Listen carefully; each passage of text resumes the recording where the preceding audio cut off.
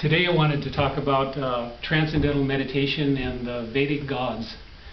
A friend of, an associate of Maharishi Mahesh Yogi, Charles F. Lutz, who went around the world many times with Maharishi, used to say that the mantras are the most pleasing names of God.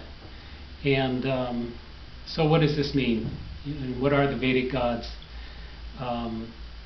The Vedic gods are considered to be vibrations or creative intelligences of nature.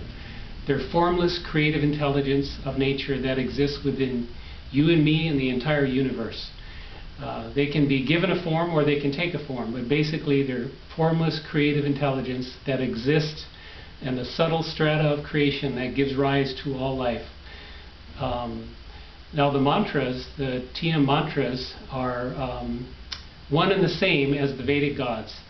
The gods are called devas, which means shining one, or in Christian theology you could call them angelic beings, and they're subtle vibrations of nature that give rise to all of life. They give rise to me and you, to the animals, to the trees. All these things come from vibration. It's kind of like, if you know anything about the superstring theory, they're suggesting that from these strings, from one string or one vibration or a series of vibrations called strings, that all of creation comes forth, springs forth. So in transcendental meditation, when we repeat the mantra, which is one and the same as the devata, is we set up a harmonic relationship between the devata and us, or us repeating the mantra. So it's kind of like when you have two tuning forks and you strike one, and the other one of the same frequency will also start vibrating.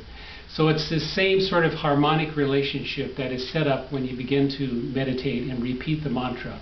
You begin to be drawn within to the area and to become one, to be merged one with that devata. And the essence and substance of that devata is bliss. It's love. God is love. We've all heard that over and over again, that God is love.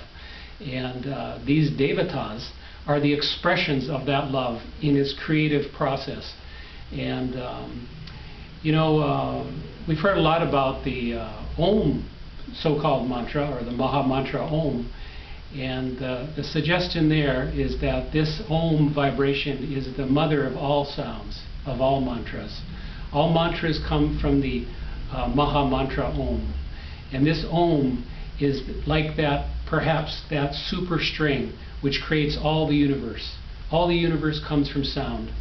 And so the uniqueness and beauty of transcendental meditation and the sacredness and the holiness of the mantras is that they put you in touch with the devatas, which can bring your consciousness up into love and bliss and final liberation.